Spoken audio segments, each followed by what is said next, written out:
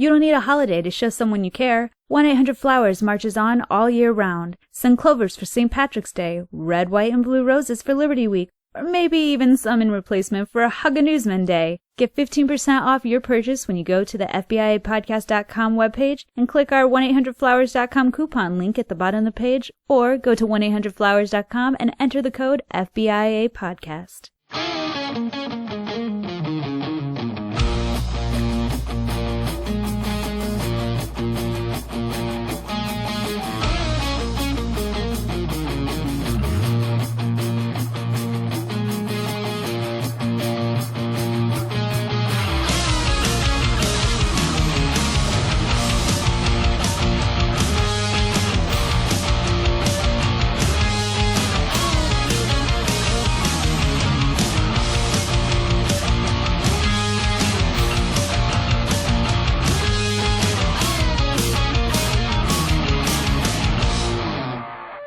Hello, everybody, and welcome to Football is America with Ron and Kyle. I'm Ron. And I'm Kyle. Today we are joined by Kevin Skiver, who is a writer and contributor for Canal Chronicles, which is the Saints team and blog page, part of the magnificent SB Nation community. Kevin is here today to discuss the Saints with us. Kevin, thank you so much for taking the time out. We really appreciate you being here with us and talking football. Thanks for having me, guys. Appreciate it. First thing, we want to know a little bit about yourself. How long have you been a fan of the Saints? Since I started watching football when I was, 4, 5-ish. I mean, it was weird because I grew up in Michigan. I still live in Michigan. And the first game that I ever watched was Lions and Saints. And I was like, oh, black and gold. That's a cool color combination. And then I just followed them from there on out. So it's been about 20-ish years. Now, I'm going to say that actually makes perfect sense to me. Growing up in Michigan, you're looking around, you see what's going on. Do you want to be a fan of the Lions? You know better. The Saints? Did the Saints win that game? They did win that game, yeah. Well, there you go. I don't need any further details there. That just makes sense. Yeah. We never miss a chance to rip on Robo-Troit here. I mean, yeah, So, I'm a fair weather fan in that sense, I guess, but it was also the 90s, so not a great time to be a Saints fan. You could make the alternative. When is it a good time to be a Lions fan? That is all for Josh right there. Lions fans are going to listen to this like, oh my God, why? They know how we feel. They know what we think. It's fine. Now, what drove you to be pro? I mean, obviously you're in Michigan now, so you're a little bit removed from the direct situation. What is it that got you into professionally covering this team? Is it to be part of the community and the online presence, or just rapid fanaticism forces you to be as involved as you can? It was a little bit of both, I think. I really did like the Canal Chronicles community before I started contributing, and football is one of those things that I always loved to watch growing up. And as I watched more of it, I got more of the nuances of it. And I realized that it's a lot more like chess than like basketball or hockey or baseball or whatever. So I think that as I got more interested in how plays developed and how they worked and how different coaching philosophies worked, I really got into film study, and that made me want to cover it in a larger capacity than just watching it as a fan. Fantastic. Now, do you have a particular strong memory you can share with us about the team? Strongest memory of being a Saints fan, good or bad? I'd say it has to be Gleason's block punt. I think that tops everything. That even almost tops the Super Bowl win for me, especially given who Steve Gleason is and how he's been post-NFL, how big of a member of the Saints community he is, how much he cares about the community. He's an amazing guy. So to have that play that really defined the Saints' return to the Superdome come from just such a high character guy and such a high class guy, I think that's kind of my most standout memory of the Saints. Obviously, 2009 is going to be a close second. I mean, that was an amazing year. A lot of amazing things happened. And to win the first Super Bowl that we ever go to after, 40 years of just mediocrity is a generous word for it. I think that those two memories are the ones that really stick out for me the most. It's definitely interesting, the impact of the game and the meaning And as you said, football can be a lot like chess. There's so much strategy involved. But yeah, when you get down to it, it's about the emotional connection. And to be able to say, without question, a blocked punt is more important than the Super Bowl win. That's a great example of how the game can really get in and touch us on a pretty deep personal level and what it can mean to a whole community. That's fantastic. Yeah, I mean, given what New Orleans went through leading up to that, and obviously I didn't grow up there, and so it shouldn't have touched me the way that it did, but just watching the dome come down the way that it did, metaphorically, after the block was just absolutely incredible. And that's kind of one of those moments that you never really forget as a fan. So the Saints, they were in a really rare form this year. I mean, we saw them to continue to struggle to win on the road, and it seemed like the defense took a very steep decline. And that was weird because they had seemed to be on such an upswing the year before.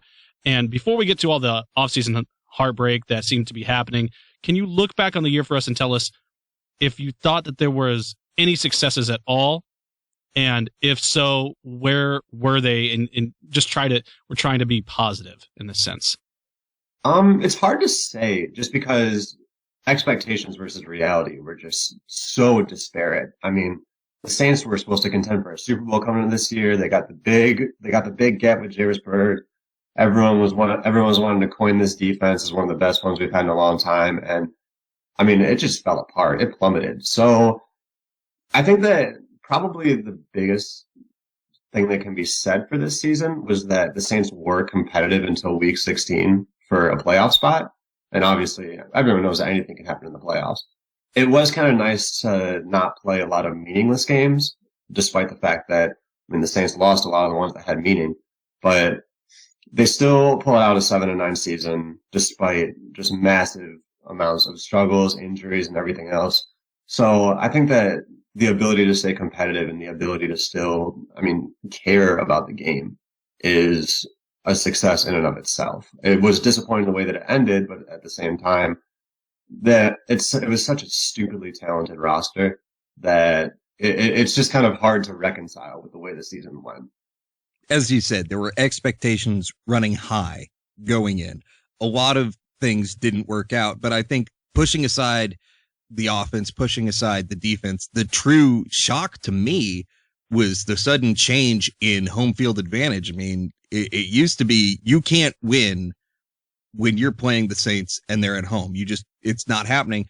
And there were 3 home losses in a row this year. So, I mean, what happened there? How did home field advantage go from being a strength to just kind of being there and not really being the factor? What was the trigger there? Was that any tangible effect happening, or was that just a culmination of all the flaws on the roster and all the problems just happening to coincide with the home game? I blame that stupid air raid siren they used this year. I mean, it was weird because the dome is the dome. You don't win in the dome. The Saints were one of 2 teams in 2013 to not lose a home game, along with Cincinnati. And this year might have been more of a regression to the mean than anything else. I don't think the fan base was any less rabid or anything like that. I just think that it was what showed up on the field and how the Saints played. I don't think that there was really a tangible difference in the dome itself, except for that stupid siren, which I don't get why they added anyways. I like how you actually have an answer other than, it's just, it happened. You're like, no. And again, talking expectation, you can't go from deep playoff run being the minimum requirement in a fan's mind to not getting the playoff spot, especially with as bad as the division was. Is this putting Sean Payton or GM Mickey Loomis on the hot seat at all going into this season, or are they feeling pretty secure? They must be feeling secure with the moves they're making right now. I mean, they're not afraid to do anything out there, and I think that they're pretty secure. I mean, people forget that the Saints have been competitive since 2006. So you get these down years. We saw what happened without Payton in 2012. Of course, having Joe Vitt as your head coach for a few games will do that too. But things just didn't work out last season. I think that if they really struggle come 2015, especially with the massive moves that those two have made, then maybe there'll be some talk maybe there'll be some serious talk about exploring the personnel. But as it stands, I think I think their spots are safe just because of how much they've already done for the franchise. And it's easy to get caught up in emotion and start keeping guys on longer than you should. But I think that it'd be foolish to cut down a guy who has done as much for New Orleans as Sean Payton has, along with Mickey Loomis. Fair enough. They should be relatively secure, at least right now. But you did segue perfectly for me into some of these offseason moves. Let's talk a little bit over the past few years. As you had said, winning the Jarius Byrd sweepstakes, that was a big thing, but it didn't happen on the field. The Jimmy Graham contract was interesting, and now he's gone.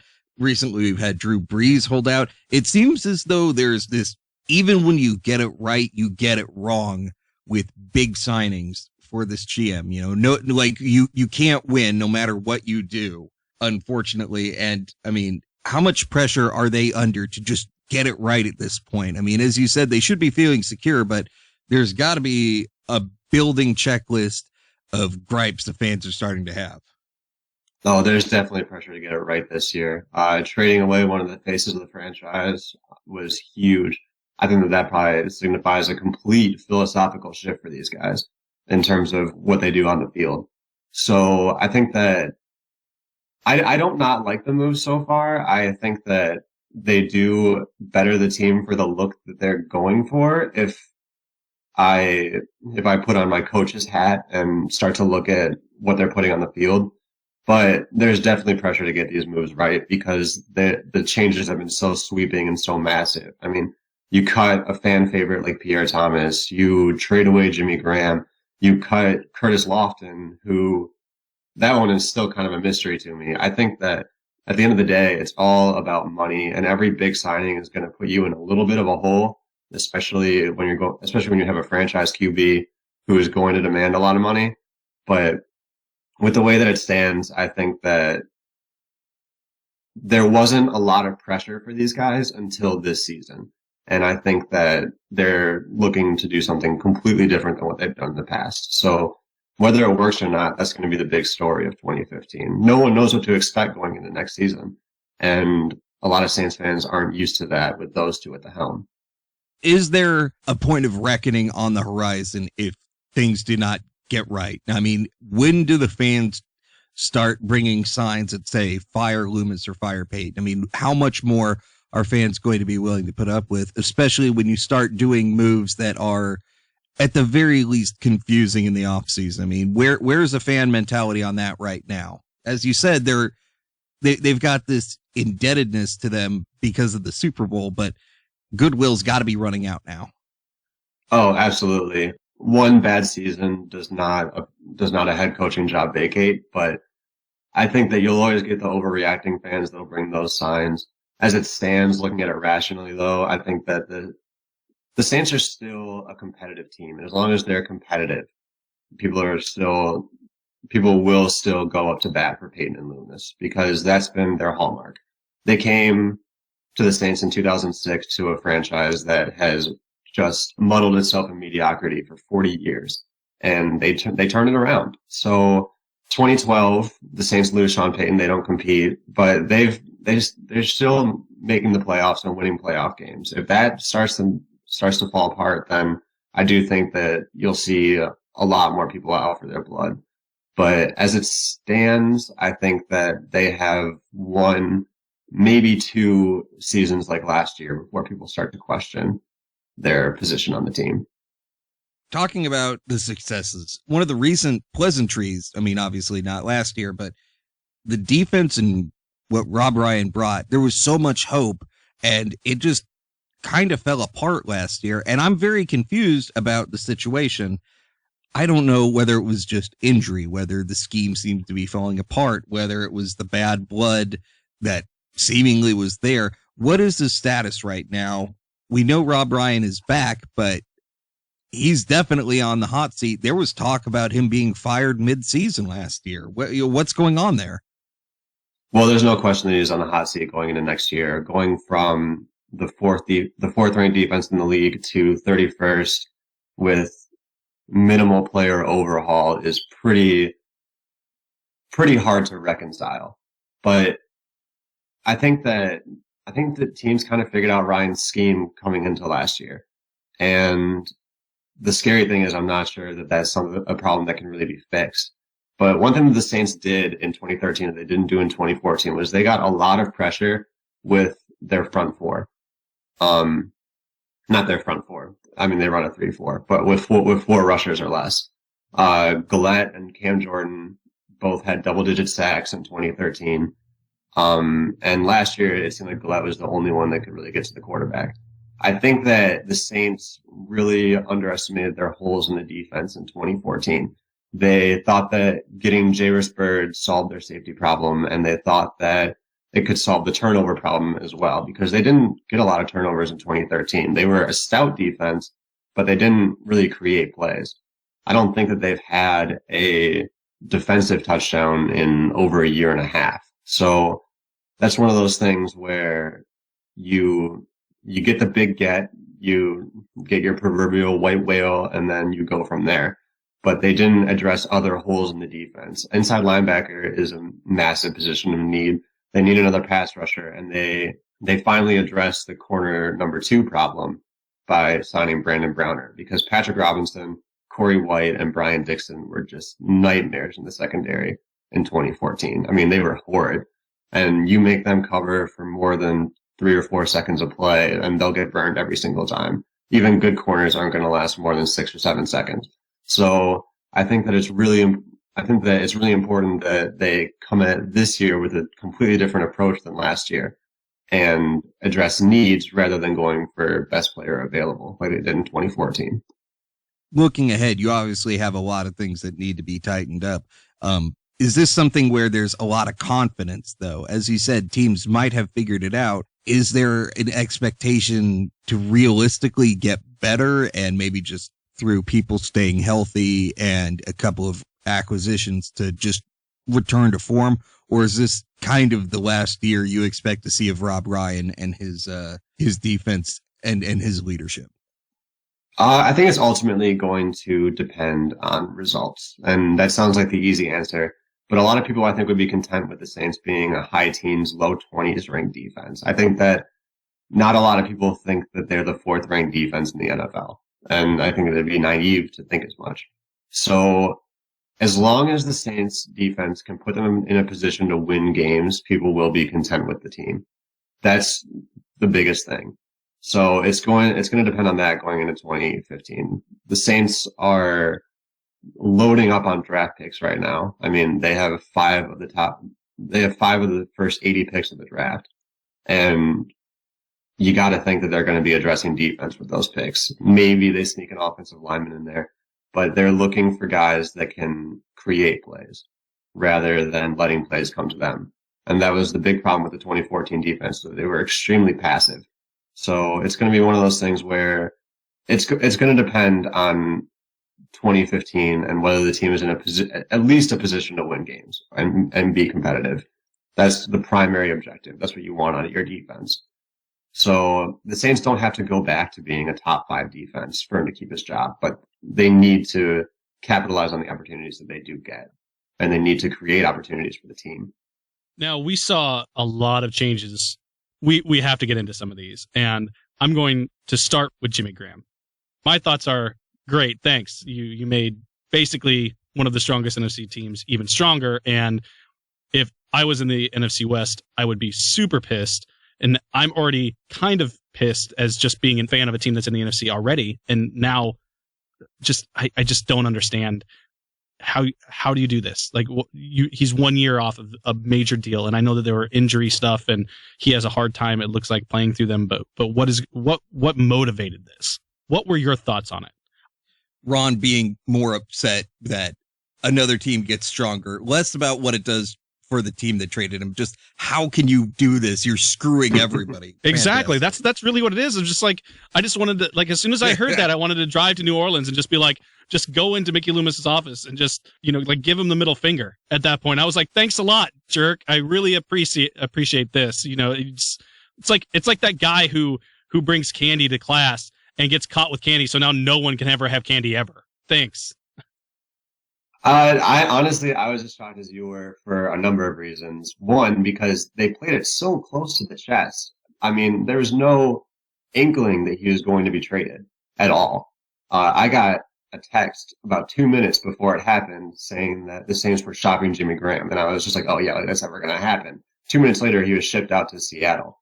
And I don't know, maybe Loomis and Peyton were just like, you know what? If we can't have nice things, nobody can. And we're just shipping off to Seattle. Like, yeah, take it, Seattle, because it is strange that the Saints would trade with a team like Seattle, who has knocked them out of the playoffs twice since 2010.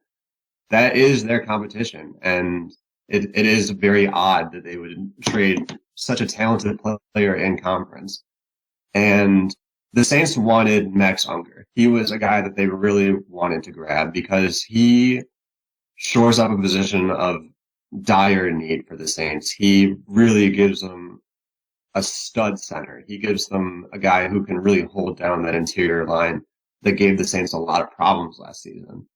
So I like what the Saints got in return. I'm not super fond of what they had to give up to do it, but I get it because we're looking at a complete philosophical shift from New Orleans. I think that there's going to be a lot more rushing next year. There's going to be a lot more physical football than what we've seen in the past. And having a guy like Jimmy on the roster who is injury prone, everyone knows that that blocking isn't what he's in there for. So I think that it fits into what they want to do now. And there's a lot of talk about whether there was bad blood between Graham and the franchise after the whole contract debacle last year. I'm not sure that that's true, just because I think that they both understand that it's a business. Both sides understand that it's a business. And so negotiations are going to be tough. But he still got his 4-year extension. And I think that the Saints looked at their interior line last season and just went, okay, we need to do something about this. So they get Unger, they get another first-round pick, and there are people that are comparing the 31st pick to getting a second-round pick, but they're not really comparable because you get that fifth-year option in the first round that you don't get in the second round. So for that, it's still a good get. I think that for what the Saints received, they definitely gave up what they needed to give up. And with the way that they prioritized re-signing Mark Ingram and the way that they went out and got CJ Spiller, I think it is obvious that they're moving to a more run-centric game to maximize what they get out of Breeze when he does throw the ball. You brought up the other trades and releases that have kind of taken place, and real quick, I'm going to kind of jump around my list here. One thing that I have read repeatedly over the last couple of days now is that Drew Brees did not get along with Ben Grubbs and Kenny Stills, and that's why these guys are both gone. You have Ben Grubbs being traded for a 5th-round pick. It seemed rather cheap to me to get rid of him. And I mean, granted, you sent him to the Chiefs, who aren't competitive and are about as boring as an old man in a rocking chair. But you also send Kenny Stills to the Dolphins for Donnell Ellerbe and a 3rd-round pick. And when you're talking money-wise, it just doesn't make much sense because Ellerbe's contract is kind of a nightmare in its own as well. I read that as well with the locker room troubles, and it's not surprising to see Grubbs traded for me just because either him or Jahri Evans were very likely going to be cap casualties as we come up closer to the deadlines. So that didn't really shock me. I think that that's one of those things where you get something while you can, and a lot of people would be afraid to take on that contract. So a 5th-rounder sounds about right to me for Grubbs. In the case of Stills, I have no idea what happened there. I don't purport to know what goes on in that locker room. I don't have that kind of information, but it was definitely an interesting deal. They must, and it doesn't even fit into the idea that they're going for a youth movement because he's only 22. He's a young kid, and he gave the Saints a serious deep threat. So Loomis and Peyton must believe that Breeze is the entire core of the New Orleans offense, so that as long as he's there, they'll be a top 5 offense. That's the only way that you can really rationalize that deal. Ellerbe, one of the conditions of him coming to New Orleans was that he had to restructure his contract. So I guess the negotiations for that are going on right now. or they're completed and they haven't released the details yet. And so they're not as worried about that contract. They can also cut Ellerby for very little money. And the reason that I think that the Saints got a third round pick as well was to compensate for picking up Ellerby's contract, because Miami is really trying to trim the fat right now after that massive Sue contract. They're doing the best that they can to make sure that they're not in cap hell for years to come.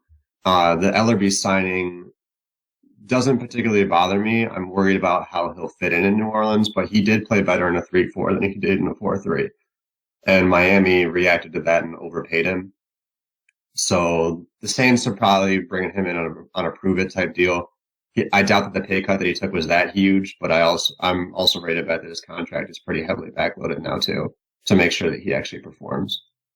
The Stills deal, there must have been something going on behind closed doors there though. Either that or they really are emphasizing rebuilding through the draft instead of keeping the players that they already had. It's obvious that no one's safe in New Orleans. That much is clear. So the motivation behind it can be questioned, but I also can understand it. And it definitely seems as though the belief is, as you said, with Drew Brees, you have a chance and the offense will be productive one way or another.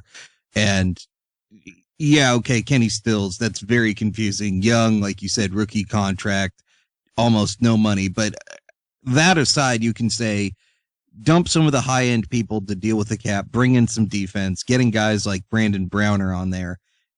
The concern does appear to be getting the defense to where it needs to be and hoping that Drew Brees will figure out whatever it is that needs to happen on offense to get this team wins. As a, future Hall of Famer, there's got to be the faith there that he can get that done or contribute in a critical way.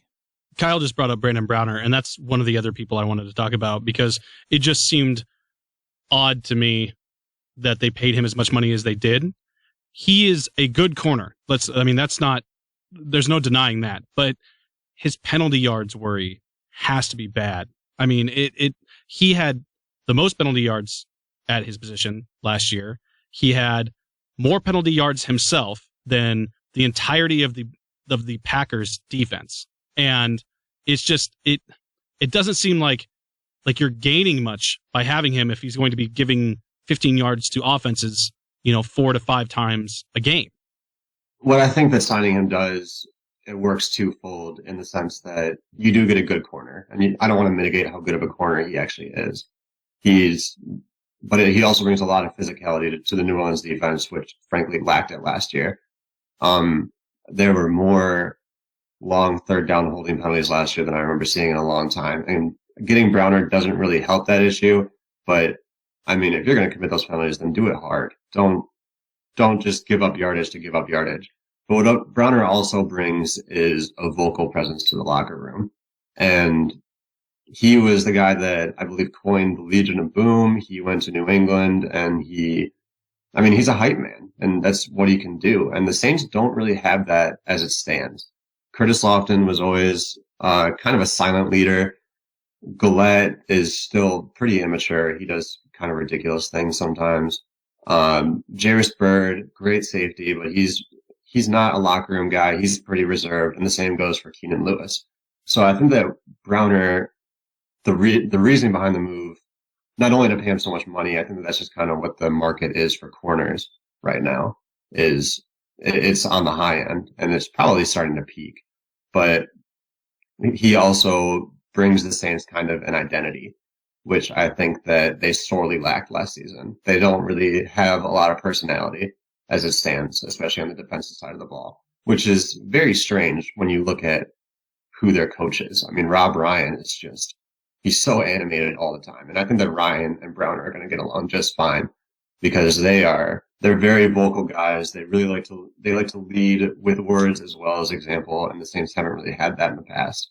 So it does seem like a lot of money, but Browner wins games, not on his own, obviously, but he is a guy who just loves to win. And that seems to be his number one priority. And I think that that's a huge get for the Saints in that regard, is that you have a guy who will push his teammates, and yeah, he's a little overly physical. He might even be a little bit dirty, but as long as he can bring some identity to that New Orleans defense for a couple of years, then the money seems worth it to me. Lastly, on the whole player moves situations, I just want to talk the running backs, because one thing I thought that the Saints did well, and I might be a little unpopular for one of them, is that they re-signed Ingram, who is now finally coming into his own, and they gave him, I think, the actual right amount of money for the type of play he's going to be playing. And they also brought in CJ Spiller, who, outside of his injury concerns, can be a good back for augmentation. Like when he played to augment Fred Jackson in Buffalo, that was kind of when he was at his best. So I think that is a good move in that sense. And I also like the move to release Pierre Thomas cap-wise and age-wise, and you have Kyrie Robinson, and the backfield is already crowded now as it is, and it just made more sense for him to be able to go do something where he's probably going to be able to be a little bit bigger part of somebody else's offense. Yeah, I agree with that. The strange thing is that you cut Pierre Thomas and then you sign CJ Spiller to a bigger contract when Thomas wasn't really producing any less than he normally would. They definitely prioritized Ingram. That was their big get. I think that the primary concern is that they gave CJ Spiller quite a bit of money to be a third down back.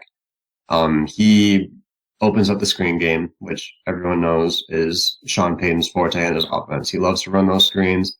He likes to run them on first down, third down, whatever. The Saints have always been a running back by committee type team. They prefer to have a lot of guys in the backfield. And what I think CJ Spiller gives the Saints that Pierre Thomas didn't is the ability to run the ball when he's in the game on third and short or whatever. And Thomas doesn't really have the top end speed that Spiller has, especially to the outside.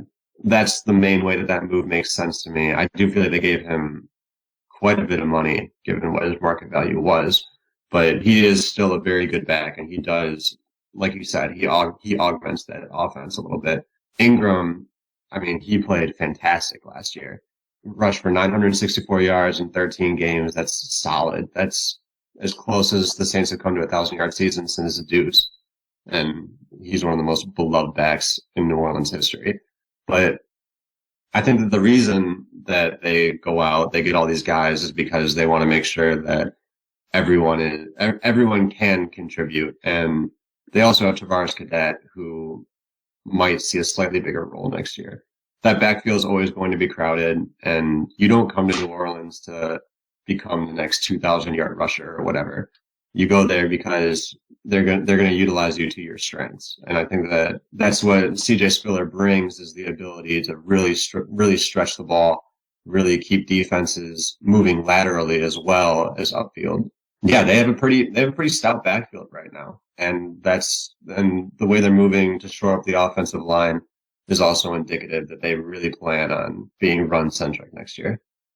With the activity that we've had for the Saints in this offseason, free agency, trade, a lot of it is done with the intent to fix the massive, massive cap issues. And despite letting some of the big money contracts go, like Jimmy Graham and Ben Grubbs and all the others, still right around $4 million over the cap. So what are we going to see happening here, not just this year, but also in the future? If contracts are continually backloaded, there's going to constantly be this sort of Jerry Jones, I got to cut my great players to fit just whatever I can in there. How long can that continue before it really just hits ahead and you've got to do something insane like get rid of Drew Brees or what have you?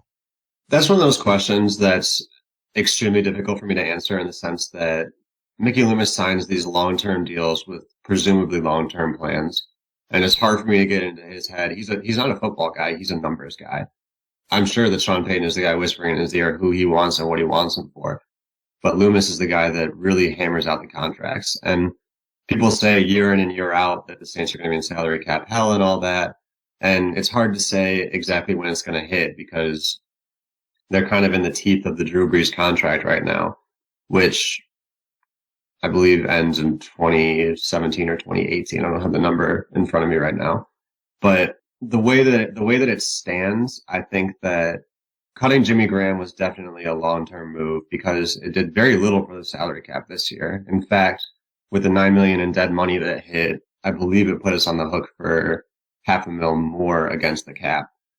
But it frees up close to $25 million over the next 2 years, which is huge. Trading Grubbs, he wasn't playing up to his contract.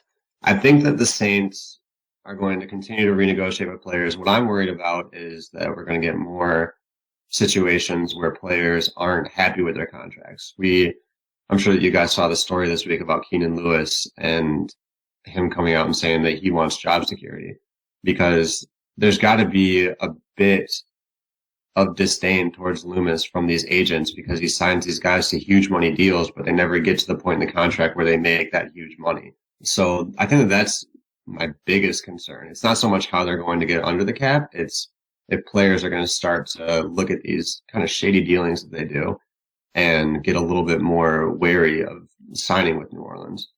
So people are going to start asking for more guaranteed money pretty soon. And that's kind of a slippery slope down the salary cap. Sorry. No, that's definitely a good point to bring up. When you start getting the agents advising their clients, hey, you don't want to go here. They're going to say you're getting 60 million. You're only going to see 15 of that because of the way they wheel and deal. This has got to be something that weighs on your mind. You can't have cap be an issue year in, year out and expect that you'll still be able to attract free agents years down the road.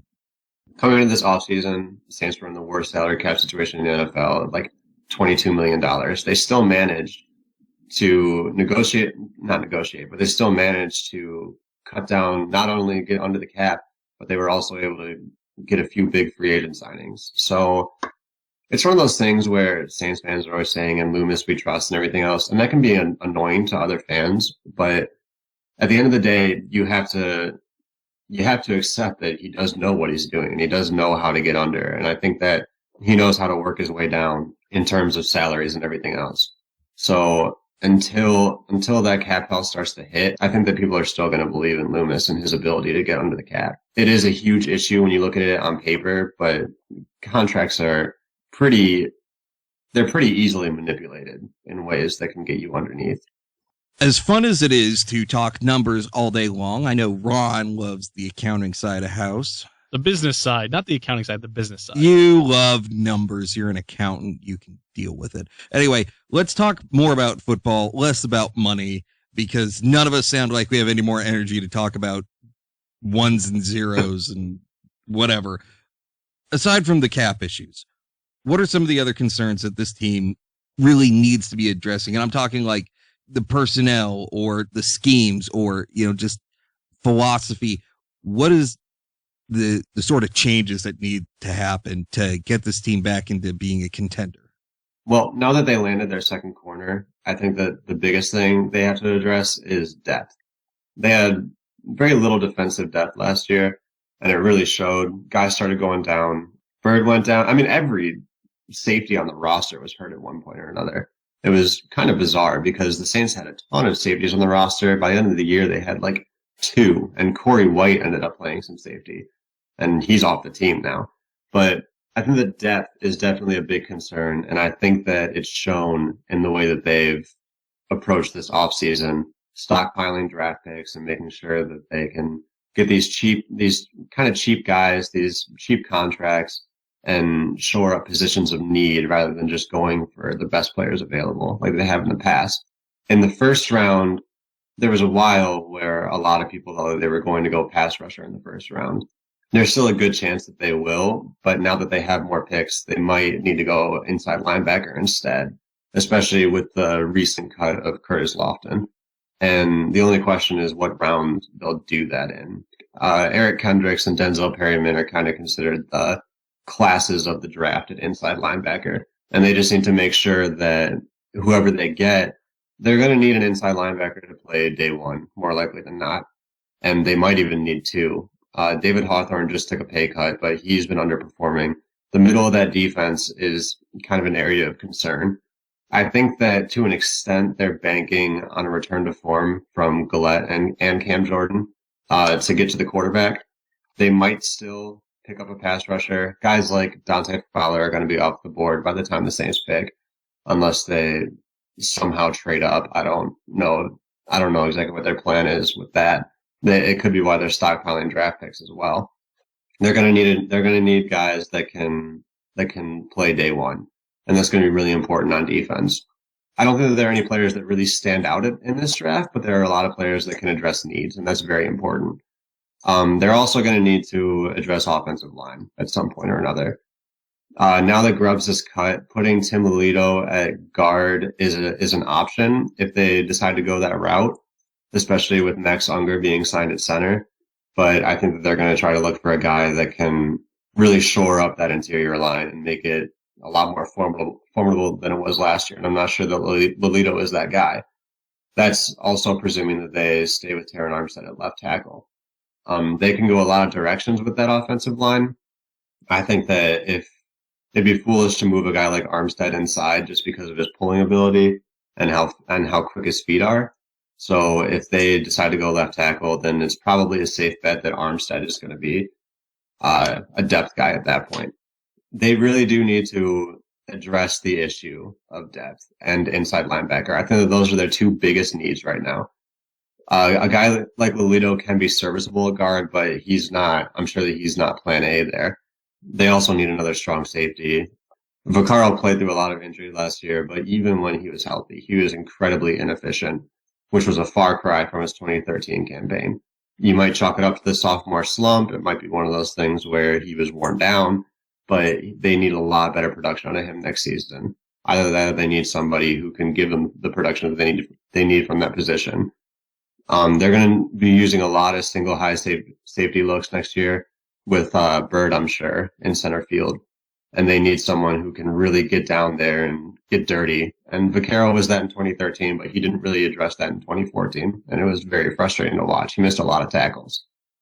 Now, I want to bring up a wild scenario, since you gave us a great rundown right there of where the team needs to be looking, and especially in the draft. I'm going to throw you something wild and crazy here. The other day, Ron and I were talking all the changes that have been happening with all these various teams, and especially with the Saints being just so out of character right now with giving away guys like Jimmy Graham. He brought up a scenario in which the Saints do the unthinkable and trade away Drew Brees himself to a team like the Jets for something like 2 first-round picks. I know a lot of people would say absolutely not, never, loyalty. But at the same time, 2 first-round picks for a guy who's got 4 or 5 years left in the tank at about a maximum, if we're being realistic, given his age.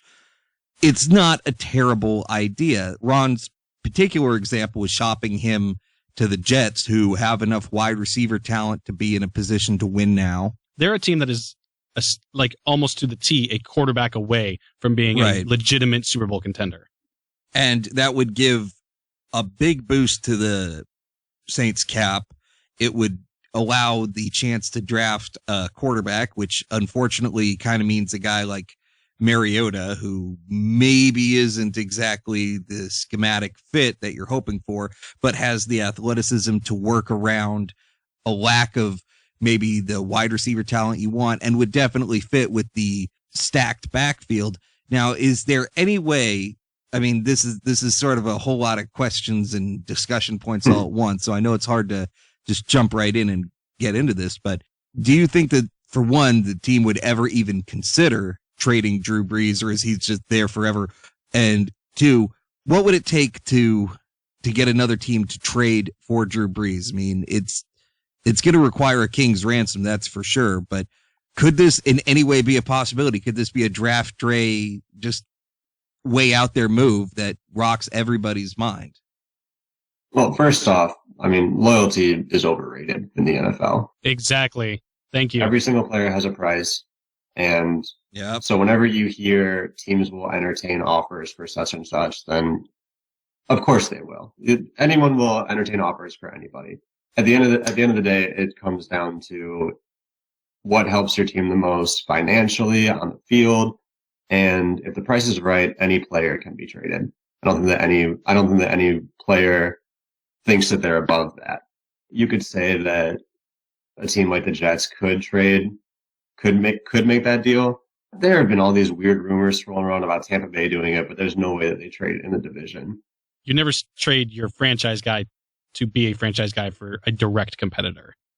Yeah, and that hurts both teams. The Buccaneers aren't in win now mode, and they don't need a guy like Breeze. They need a guy like Jameis Winston, who is going to come in, very likely start day one. He gives them a chance to win, and he gives them a chance to win for a long time. And plus, you can't have a good quarterback under Lovie Smith. It just doesn't work that way. No, exactly. You have a mediocre defense and a bad quarterback. That's the Lovie Smith way. Yeah, factually accurate. Yeah, I mean, that's what history tells us. And so it's going to be one of those things where it could happen, and it's fun. It's fun to talk about it happening, especially as someone who reports on the team. If the price is right, it's definitely completely possible. I guess what our argument was, and this is because Kyle and I very, very much differed on this subject. And I looked at it from a strictly business trade versus reward perspective.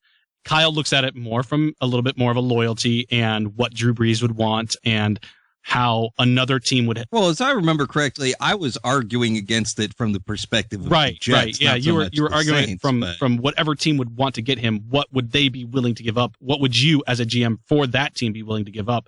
My argument was you would give up probably 2 first-round draft picks and another conditional one at least for him, just because that's what it would take to separate him from the Saints. And the only teams that I could foresee that happening that have cap space to deal with it, because Breeze isn't going to take a pay cut of any sort. So the only teams that have the cap space to really do that. You can see how quickly this gets into this giant mess of, well, but when you consider this aspect, but then don't forget about that. And then it just. Considering the fire sale that is going on in New Orleans, it wouldn't. I told Kyle, don't be surprised if something like that happens, because they could easily get 2 or 3 very good draft picks for him and then end up with maybe not having a ton of success this year, but getting the defense right and then getting that starting quarterback in the next couple of years through the draft. Yeah, I mean, it's one of those things where I think that a lot of teams learned from Dan Snyder's mistake when he traded for RG3. And I think that the price would be ultimately too steep for a team to actually do it, especially because the Saints right now are definitely operating under the presumption that Breeze can carry that offense. And, well, Breeze in the running game, I should say. So I do think that the price would ultimately end up being too steep, but they would definitely entertain offers if teams came calling with high draft picks. Teams like Jacksonville or Oakland or whoever who are in the position to do that. But those teams also have young quarterbacks that show at least a lot of promise, and they might want to ride it out with those guys. The only team that I could see entertaining that scenario, like you guys said, is probably the Jets, just because I don't think that anyone is under the illusion that Geno Smith is the long-term answer there. And the Jets, like you said, are the definition of being a quarterback away. I mean, they are stupidly talented on defense. Their receivers now are definitely shored up. Decker and Marshall is a pretty deadly 1-2 punch. You get Revis, Cromartie, and that defensive line. I mean, they've gotten a lot better, and they need a guy who can lead them to wins, and Breeze is probably that guy. So for what the Saints would be asking for it, I think it's probably unlikely, but I definitely think they would entertain offers from teams. And that's one of those things that's always fun to speculate on. It's fun to talk about. It's just the way that the Saints are dealing right now. I think that keeping Breeze happy is still a primary concern. As long as that is indicated to be a primary concern, it feels unlikely. I'm kind of with you on this one. I think that while it could definitely be a win for the team in a lot of ways, as a GM, you would have to look at it and say, if I trade a guy who's won a Super Bowl here, I got to get a lot out of it. And no team's going to be willing to pay what you need. Because as the GM, if you make this trade and it doesn't work out, you're done. Yeah. Yeah. You'd really need a lot to make it worthwhile. And I just don't think that a team like the Jets would be willing to give up as much as the Saints would require to cover costs, so to speak, especially with a first-year head coach. But at the same time, if we see this draft day trade, that would be highly entertaining. We'd be rushing to get you on and get your opinion. And see how much your mind is blown. I'd be beyond boggled. Yeah, but I mean, with reason. But it is worth noting that Breeze has been so active in the community, and he's done so much for the team, and he's been with New Orleans every step of the way. By all accounts, he's just an amazing guy. So it's one of those things where you also have to look at fan reaction if it were to happen, and what that can do for you as a franchise. The Superdome becomes a little bit less special if Breeze isn't playing in it. I think a lot of people understand that as well. Very true.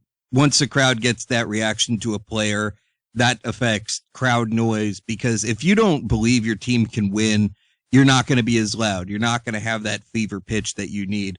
Keeping that in mind, we're looking ahead next year. We know it's early. We know it's unfair to ask now, but can you give us a guess as to what is going to happen for the record next year? Where is this team going to end up? What is their final record going to be? Do you think they can make the playoffs? I definitely think that they can make the playoffs. They still have a pretty ridiculous amount of talent on the team. Really hard to get a feel for record until after the draft. I mean, this team, the way that it's being uprooted, it really depends on if the team buys into the philosophy. And it does sound like a bit of a cop-out, but they could win 12 games or they could win 4 games. It could really go either way, depending on if the players buy into it and if it works. The Saints it's going to be a new look Saints next year. And it kind of has a vibe of when Peyton and Loomis first came into town in 2006 and just gutted the team. They changed everything and they ingrained a winning culture into the team, and that's huge. So it's going to be one of those things where I can't give a great guess as it stands. I think it really could go either way. I mean, last year I predicted them as like a 12-13 win team, and we all know how that turned out. So if I were to hazard a guess, I'd say that as of now, they're probably about a 9-10 win team, but they also need to make the right moves in the draft to really put them over the edge. And I think that that's going to determine whether or not they end up being a playoff team. They have the potential to be, especially in a division like the NFC South, where anything can happen. It can go either way.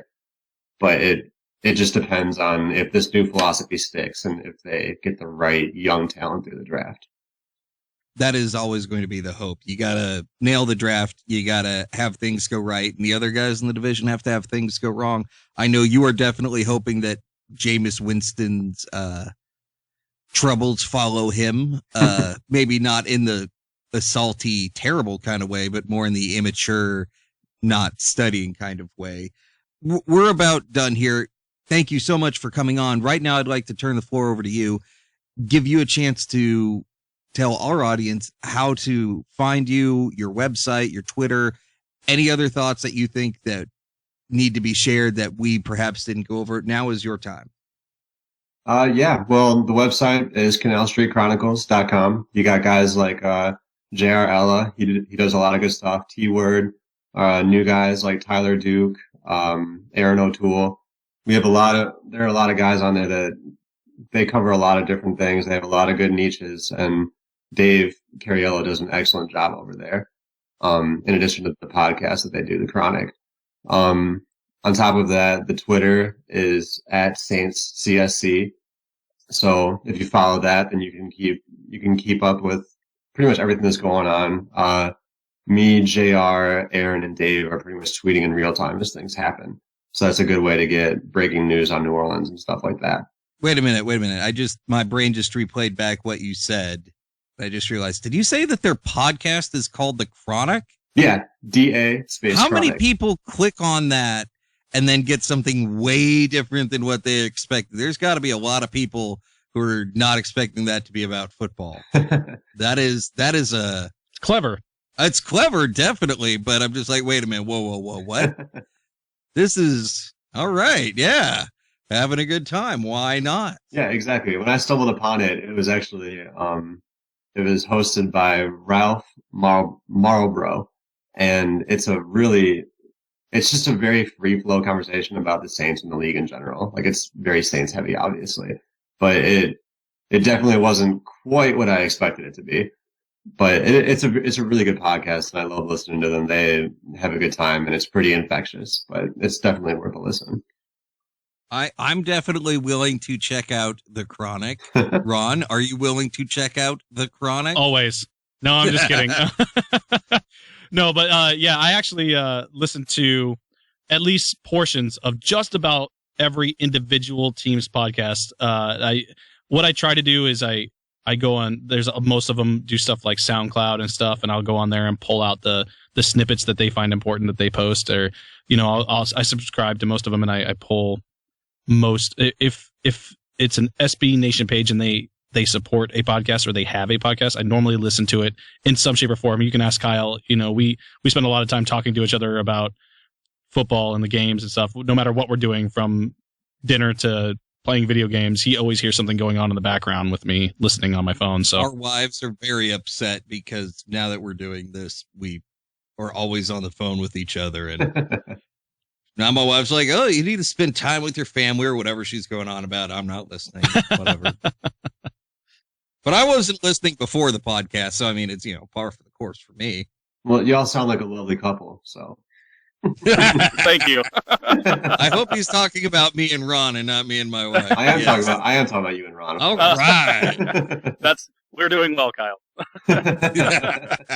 Kevin, thank you so much for your time. Definitely had a lot of fun getting you on, and we look to have you on again in the future. Draft time. Be ready for draft time. Oh, yeah, definitely. I'm already mentally preparing for that. I do remember when the off season was actually a thing. I didn't think about football, and now it's just the season ends and it's just constant speculation and guessing. Yeah, we were going, wow, how are we going to fill the off season? And now we're going, come on, off season, we're tired. Give us a break. Seriously, it has been brutal. I remember at 4:00 on last Tuesday, my phone just got completely obliterated, just clobbered. I have the Canal Street Chronicles Twitter on my phone, and I followed Schefter for special notifications that day. I got an email from Dave, and I didn't even think about the fact that that would carry over to his phone as well. And he was like, "Can you guys turn special notifications for Schefter off, because it just drained his battery life the entire day." Nice. All right, we're really hitting time here, so we're gonna have to let you go, Kevin. But thank you so much for coming on. We do appreciate it. Thank you. Thanks for having me. I really appreciate it, guys. All right, take care. You too. Once again, that was Kevin Skiver, representing Canal Street Chronicle, and apparently the Chronic, which, all right. Yeah, the podcast, The Chronic, not just The Chronic, not the... You don't know, but yeah, we don't want to say that about our people. We don't need to go ahead and have ATF kicking down doors or DEA asking questions. Although I will say, if I'm able to get the DEA to come question you based on some dumb nonsense I said on my podcast, I'm going to be strangely proud of that. Yeah, I would. That means that we're out there a lot more than what we think. That's for sure. Well, it was a lot of fun talking with Kevin. Definitely had a good time. A little bit of weirdness going on with his audio. For a couple times, I thought, wait, is he doing this on his phone and he's driving? Maybe he's going through a tunnel.